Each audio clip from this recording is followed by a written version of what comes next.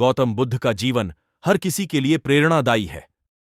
गौतम बुद्ध बौद्ध धर्म के प्रवर्तक थे। इनका जन्म 483 ईस्वी पूर्व तथा महापरिनिर्वाण 573 ईस्वी पूर्व में था। बचपन में उनको राजकुमार सिद्धार्थ के नाम से जाना जाता था। बौद्ध ग्रंथों के अनुसार गौतम बुद्ध के जन्म से 12 वर्ष पूर्व ही एक आरष्य ने भविष्यवाणी की थी कि यह बच्चा या तो एक सार्वभौमिक सम्राट या महान आरष्य बनेगा। 45 वर्ष की आयु में उन्हें ज्ञान की प्राप्ति हुई थी। वह संसार का मोह त्याग कर तपस्वी बन गए थे और परम ज्ञान की खोज में चले गए थे। आइए आज हम आपको सिद्धार्थ के महात्मा बुद्ध बनने तक के सफर के बारे में बताते हैं। बुद्ध का गोत्र गौतम था। बुद्ध का वास्तविक नाम सिद्धार्थ गौतम था। उनका जन्म शाक्य गणराज्य की राजधानी कपिलवस्तु के निकट लुम्बिनी में हुआ था। बुद्ध के जन्म के 7 दिन के भीतर ही उनकी माता का देहांत हो गया था। उनका पालन पोषण उनकी मौसी गौतमी ने किया था। शिशु का नाम सिद्धार्थ रखा गया था। शाक्य वंश के राजा शुद्धोधन सिद्धार्थ के पिता थे।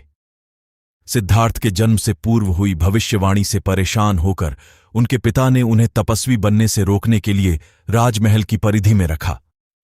गौतम राजसी विलासिता में पले बढ़े, बाहरी दुनिया से आक्रांत, नृत्य करने वाली लड़कियों द्वारा मनोरंजन, ब्राह्मणों द्वारा निर्देशन और तीरंदाजी, तलवारबाजी, कुश्ती, तैराकी और दौड़ में प्रशिक्षित किए गए थे।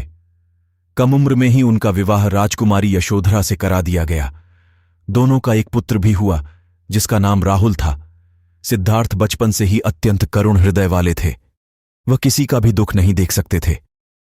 इतने प्रयासों के बाद भी 21 वर्ष की आयु में उनकी अपने राज्य कपिलवस्तु की गलियों में उनकी दृष्टि 4 दृश्यों पर पड़ी। ये दृश्य थे: एक वृद्ध विकलांग व्यक्ति, एक रोगी, एक पार्थिव शरीर और एक साधु।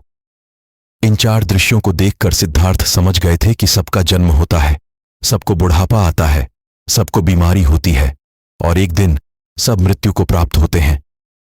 इससे व्यथित होकर उन्होंने अपना धनवान जीवन, अपनी पत्नी, पुत्र एवं राजपाट का त्याग करते हुए साधु का जीवन अपना लिया और जन्म, बुढ़ापा, दर्द, बीमारी और मृत्यु से जुड़े सवालों की खोज में निकल गए। सिद्धार्थ ने अपने प्रश्नों के उत्तर ढूंढने शुरू किए। समुचित ध्यान लगा पाने के बाद भी उन्हें इन प्रश्नों के उत्तर नहीं मिले। फिर उन्होंने तपस्या भी की, लेकिन अपने प्रश्नों के उत्तर नहीं मिले। इसके बाद कुछ और साथियों के साथ अधिक कठोर तपस्या प्रारंभ की। ऐसे करते हुए 6 वर्ष व्यतीत हो गए। भूख से व्याकुल मृत्यु के निकट पहुंचकर बिना प्रश्नों के उत्तर पाए वह कुछ और करने के बारे में विचार करने लगे थे।